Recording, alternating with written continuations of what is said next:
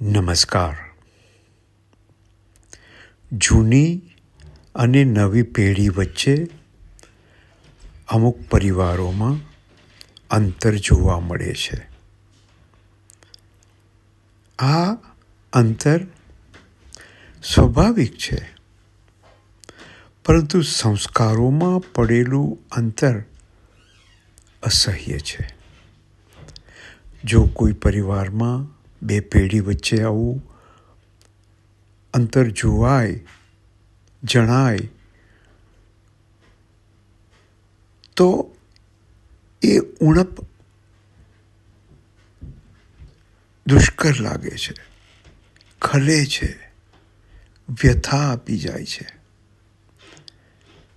જો કોઈ પરિવારમાં આવું અંતર હોય તો એને દૂર કરવાના પ્રયાસ રૂપે વડીલ, વૃદ્ધની સલાહ રૂપી માર્ગદર્શન વંશજોને આપવાનો એક પ્રયાસ એમની રચનામાં લઈને આવે છે શ્રી ગુણવંત વૈદ.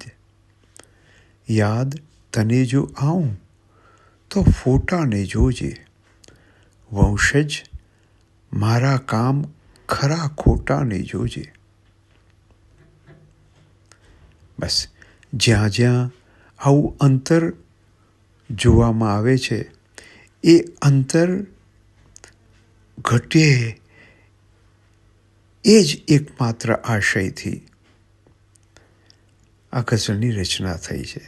સાર્વજનિક રૂપે છે, કોઈક વ્યક્તિને કે પરિવારને ઉદ્દેશીને નથી.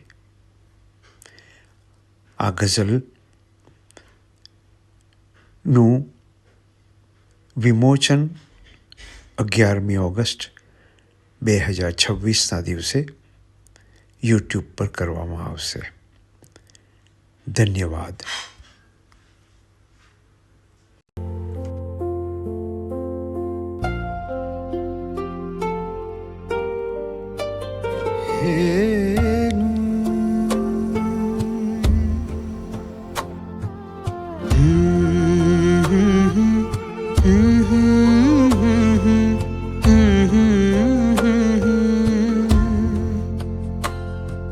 યાદ તને હું આવું તો ફોટાને જોજે,